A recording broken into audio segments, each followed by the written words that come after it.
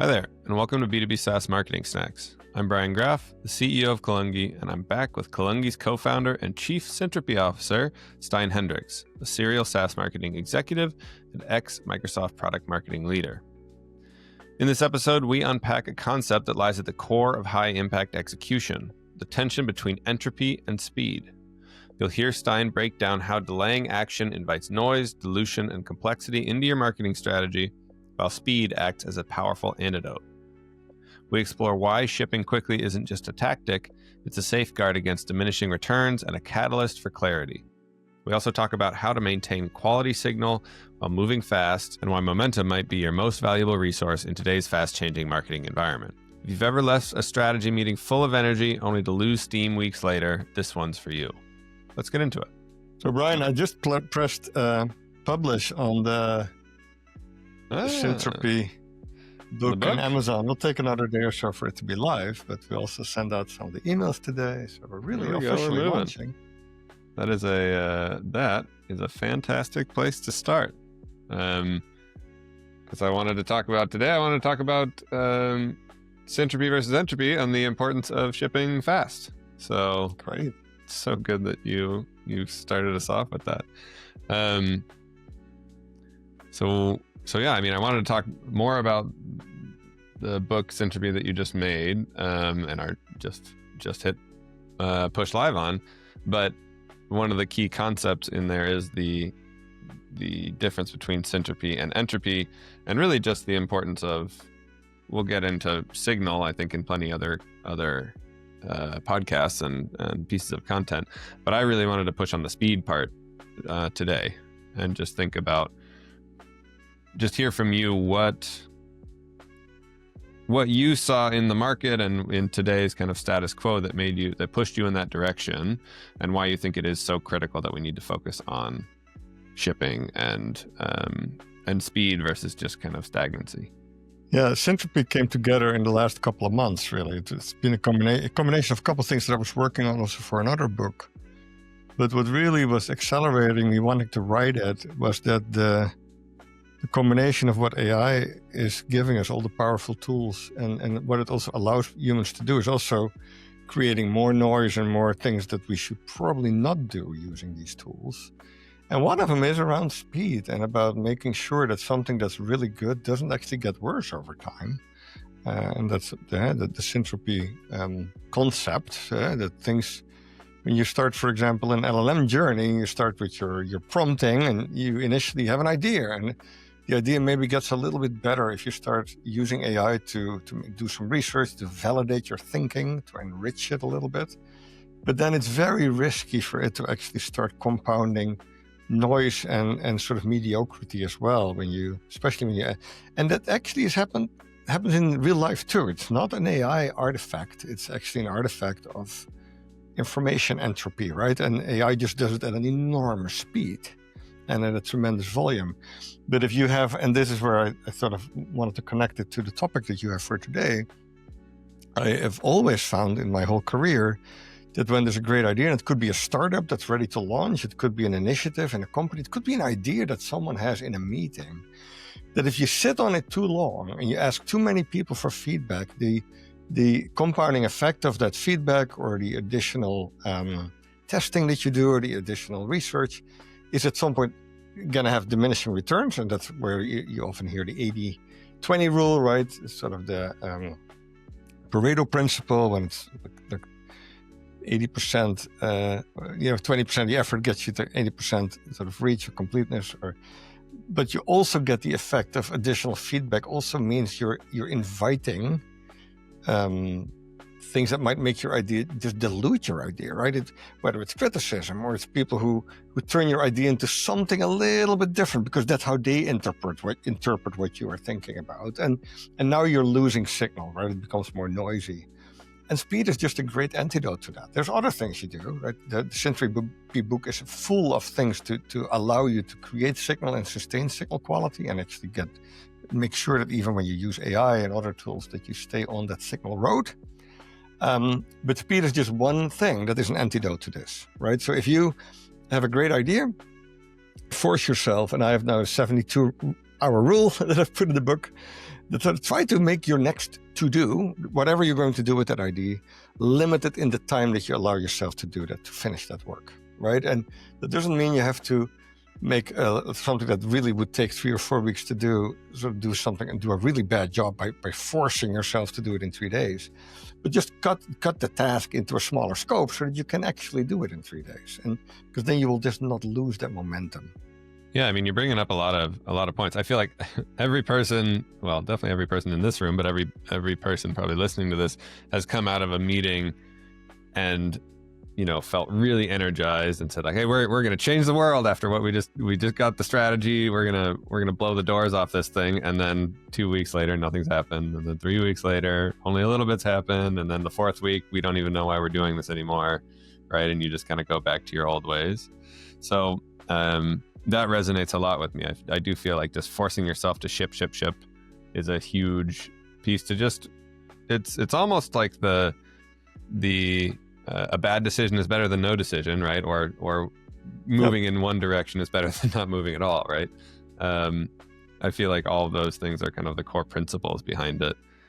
I do feel like a lot of people, half of the reason why people get stuck into this entropy, from my mind, is that, well, A, people are busy, but B, you know, people don't really like putting themselves out there unnecessarily, right? They don't like inviting criticism. But what I hear you saying is that, you know, the only real way to get to syntropy, almost to get to true syntropy, is to invite the criticism, right? Like you need to put something out there for people to react to, and based on their reaction, then that gets you one step closer to, you know, true syntropy, or really understanding what they want and how they can be motivated to change, right? Yeah, let's talk about the word shipping for a second so everybody kind of understands what we're talking about. This is something that I grew up with at Microsoft. When we published a new piece of software, we shipped the software. And it's partly because a lot of the software that Microsoft, of course, started with were CDs, or before even floppy disks, that were like these small square plastic pieces of enormous amount of value that you could put in a computer and then let the computer do something with it. Right? Icon on your Word document, but even that reference is outdated now. Floppy disks, CDs. And those, of course, could only make it to the end customer if you shipped them, right? If you sent them in the actual mail or some form of distribution that actually produced a physical shipping challenge, right? That's where the word shipping comes from. So usually when a product was done, when the software developers were done coding and the testers were done testing, there would be something like a master version of that software that would not be changed anymore, right? That would be the final product, and so that CD would be burned as the official copy, and then that thing would be duplicated, of course, and shipped out to the world. So that's where the term comes from. So shipping, of course, doesn't relate to shipping as in the shipping industry or anything with water or boats, but it is kind of shipping your product. And in our sort of now completely digital online internet economy, especially in SaaS, there's no real thing as like a one version of a product anymore. A product evolves, a product gets better, and usually companies don't talk about when they make small incremental updates to a solution, to a service so that's kind of not completely valid anymore, the terminology. But so shipping, the way I'm using it, is when you have a project, when you have a product, when you have a very meaningful thing that you're contributing to the world, that you actually get it done, that you get it over the finish line. So that's shipping. Let's talk about what you were just talking about around. So why is it so valuable to do this fast? The best ideas, they come from collaboration between people. And now that collaboration has extended to AI, right? We love to just jam with others, right? To get feedback quickly, to sort of test our ideas and see what people think about it. And now we have this enormous amount of new tools to do that with, right? We do the same thing with AI. We put something in and we see what it thinks about it. We ask feedback, we ask to enrich it. And all that is phenomenally important and very powerful. And what you now just have to do is, when you have a great idea, to get it ready to ship as fast as possible so you can start inviting that feedback. And then you also have to be very conscious that when you do that with AI, the amount of feedback you're going to get, that is going to be very unfiltered and maybe a little bit random, because AI has a tendency to pull from all the information that's available in the world and do less filtering maybe than we humans do.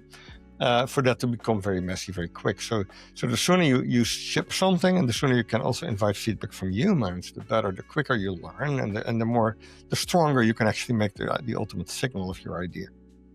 And then maybe one other thing you said, right? The longer you sit on an idea, there's a little bit of time when it gets better and better and better, but then at some point you get diminishing returns on your own thinking, right? So then inviting others to contribute is really powerful, or AI for that matter. Can you maybe play that out over time a little bit, like across? We can use marketing as an example, you can use something else, but how this shipping mentality kind of compounds on itself. I feel like it's easy to think about like it on a per initiative basis and say like, oh, okay, it'd be nice if it was 2 weeks faster, but yeah, play that out a little bit more to see the end gains. Yeah, and a lot of these things that I'm talking about are not new to anybody here. They're very common to the software industry. Trying things like, hey, I'm going to ship an MVP, right, a minimum viable product. That's, of course, nothing new. And that's what I'm talking about, right? So that you can actually start getting feedback, right, and help and ask other people to help you or companies to help you finish your product.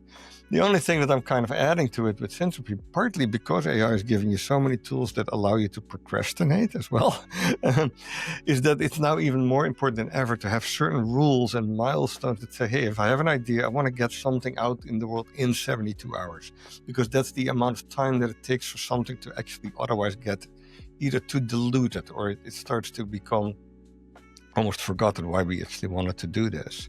So that's why I'm kind of putting a couple more new rules in that sort of force you to take action. But other than that, it is not very different from whether it's iterative design or it's getting an MVP into the market or a beta test that we used to call this, right? I think those things are already, of course, the reason behind those are the same. But now, especially with AI, the amount of entropy that will creep in if you don't ship is so fast, is compounding so fast that you have to be super disciplined about this. On the discipline side of things, I can see a world where a marketing leader or somebody like that embraces this philosophy, right, and decides to go really fast with their team and says, ship and push, and things get, I guess, complicated, whether or not it's complicated or it becomes more difficult to make sure that your team is all pushing in the right direction, right? Like there's always this constant pull and push, I feel like, between focus to make sure that you maximize your efficacy in a certain direction versus push hard and fast and break things and you'll get there. How do you balance those two ideas with this concept and as you apply them? That's where I think the concept of syntropy is kind of finding the balance between that speed and not waiting for things to be perfect, but also making sure that you're constantly adding signal strength, right? Are the new things you're adding, the feedback that you're getting, the idea evolution, the research you're doing, are they actually really giving you new insights? Are they adding new clarity? Are they adding new context? There's all these things that are very human, right? The creative part is one of those, but the context, the collaboration with others, communicating your ideas out so that you can get in a clear way, so you can get also really, really useful feedback. So as long as you're able to do that, I think you're adding signal quality. So then it's still good to keep doing that. And then once you feel that the returns of that work are diminishing, and I think that's usually within after that 72 hours, it's time to get it out there and sort of see what it will do in the hands of whoever. Yeah, you always answer the question, who's it for, what's it for? So the what's it for is kind of what you worked through in the 72 hours, right? Building the thing that I came up with, and then the who's it for needs to be validated. So that's what you do after that 72-hour period. You kind of say, hey, let me see if it's actually going to create the value that I envisioned it would. I mean, you're almost saying like signal is both the thing that will make you break through the noise, but it's also, in a certain respect, like the strategic North Star of, especially for marketing, right, of how you do things. Like it should be the point that the whole team is trying to drive towards, right? And then if you do have that singular point, then it makes a lot of sense to push hard and move fast, right? Yeah, we are marketing, and everybody has their own definition of marketing. But for me, it's always like we as marketers, we try to change what people believe, and we try to change their behavior. And those two things are, of course, interconnected, right? try to make people believe certain things so that they maybe act on those beliefs, right? They buy something, they click on something, they open a piece of content, they make a decision in whatever funnel we have defined. And when you think of the quality of your signal that we're creating, the entropy kind of side of marketing, it's all about, are you able to change those two things faster? Are you able to more effectively have people believe things or change their behavior? And signal versus noise is all about the effectiveness of what you're creating, establishing or leading to that outcome. Well, because especially in today's day and age, right, not only are customer preferences changing faster than ever, and they're becoming more educated than ever, but also the competitive landscape is also changing faster than ever. And you honestly can't afford to, God forbid you wait a week on something, much less a quarter, right? Like you cannot afford to take your foot off the gas, or you, in many instances, you will end up losing ground or ending up being replaced entirely. I overheard you say in the call the other day that, and I agree with it, but that you need to slow things down to the point to where the client is getting annoyed because you're asking such deep and probing questions on the why how ladder. That's the level that you need to get to the heart of the signal that you need to get to, right? So in that sense, it's almost like when you're searching for a signal and gathering it, you need to slow down. You can't rely on things like surveys, right? You need to go straight to the source and talk face to face and do it over video and all those things, right? But once you have that signal, then you want to push, right? Even, working with you in the past few months, we've been creating a landing page in a day, right? And creating full value proposition frameworks in, another day. We're moving super fast, which is both putting this theory to the test, but also just what's needed, right? Given the state of the market. Yeah. How do you see this? I'd be interested to hear your thoughts. We've talked about how this relates to marketing tactics and like executing a marketing strategy. But would you apply the same principles to like hiring a marketing team? Like there are plenty of companies and VCs out there that are facing this decision. Like how do we move fast, right? Do we hire internally? Do we hire an agency? Like how do these principles apply to that decision for you?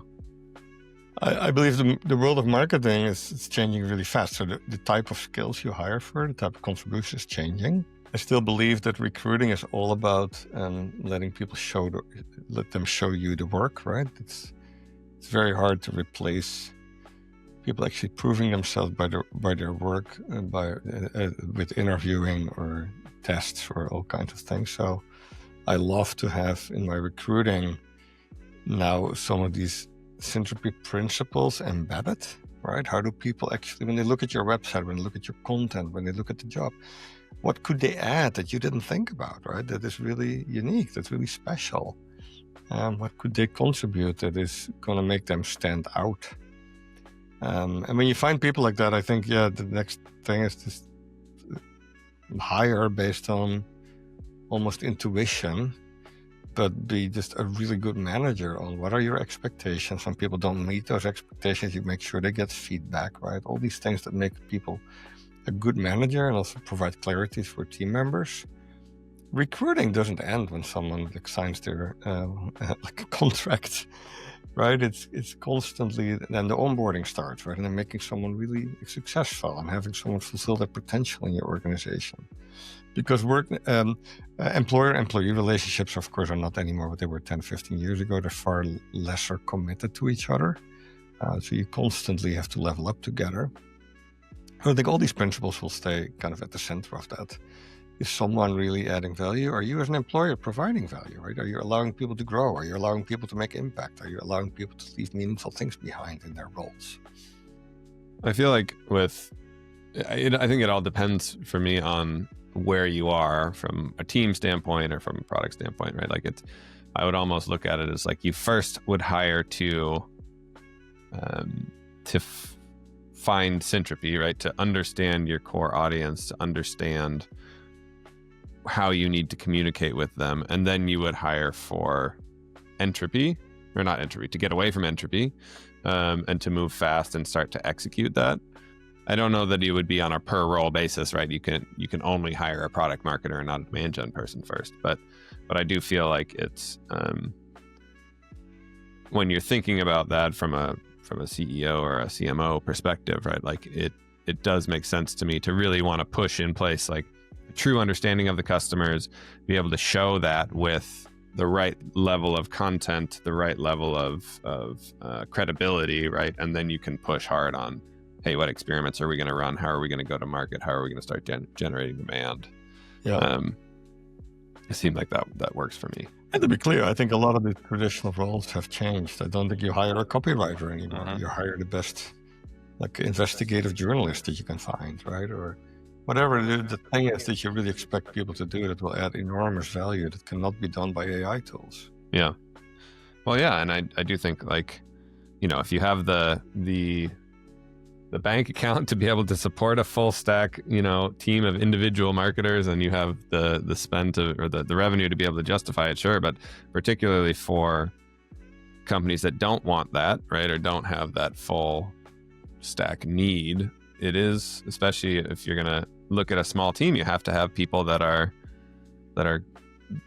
we like, you know, you can call them jacks of all trades, but really like T-shaped marketers, right? They have a specialty and they can go deep on a couple topics, but you don't want it to just be a designer anymore, right? You don't want it to just be a copywriter. You're limiting yourself, right? And honestly, the person in how they can benefit themselves in their careers, but also your company, I think. Yeah, copyright is the best example because that's literally what an LLM is. Probably it's one of the LLM's superpower, right? They're very good at writing very good copy. It doesn't mean what it actually writes makes any sense, right? Or it's about the right topic, or it talks about things in the right sequence, in the right order, and with the right context. But you can't beat an LLM on kind of writing sentences with decent English, right? And with good grammar. And it doesn't serve anybody if you try.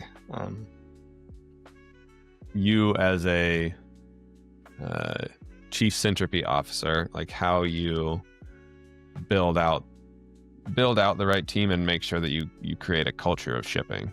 So today we launched Entropy the book, and we're also launching a new part of Kalungi, the company that you're leading. So Kalungi.com is our traditional marketing agency focused on B2B SaaS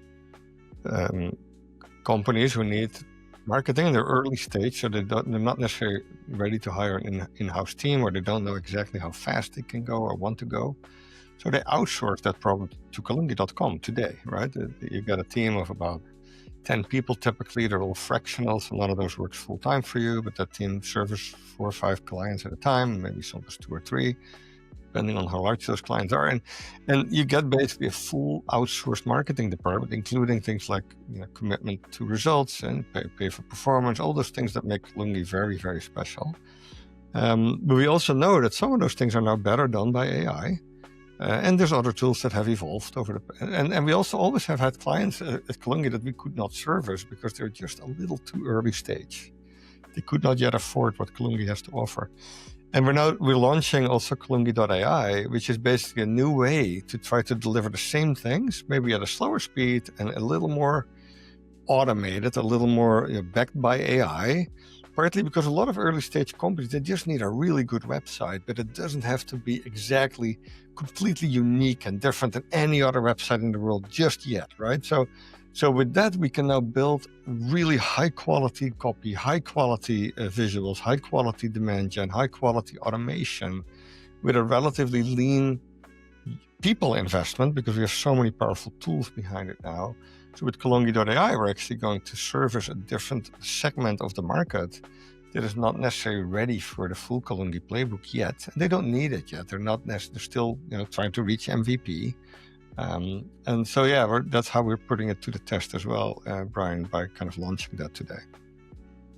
Yeah, I mean, it's super exciting. I think it's pained me to have, you know, companies that have great products and really promising traction come in the door, and get really excited about the Kalungi vision and what we can provide, only to be kind of turned away by like, hey, I just can't afford that price tag, right? And nor should they with where they are for the companies that are.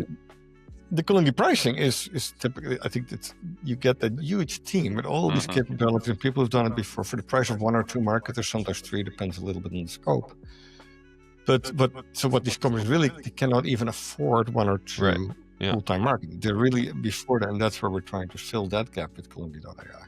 To be clear, though, those are the companies that are early stage, just getting off the ground, right? But for those types of companies in particular, right, they still need marketing, right? They still need, they want to basically, they're not ready to invest in it. They don't have funding yet. They're not profitable, right? But they also want their product to be seen in the best light on their website. They want to start getting a couple of MVP clients, right, that they can use to get to MVP. So they need something. And so today they revert to using LLMs to build up a couple of landing pages, right? And it's not going to be very good, right? It's going to be entropy all over the place. And so we're trying to kind of bridge that gap. Well, yeah, it's going to waste their time and their dollars. And we've worked with, over 100 companies. We know our stuff, right? And we have these best practices. So why not use them in a way that can help these types of companies? But I mean, it can also help companies who are just trying to test the market with a new idea, right? Or start a new product, but don't want to heavily invest in it yet. There's tons of applications, but anyway, it's super exciting. And it will be the application of the Centropy model, right? So it's going to be really fun.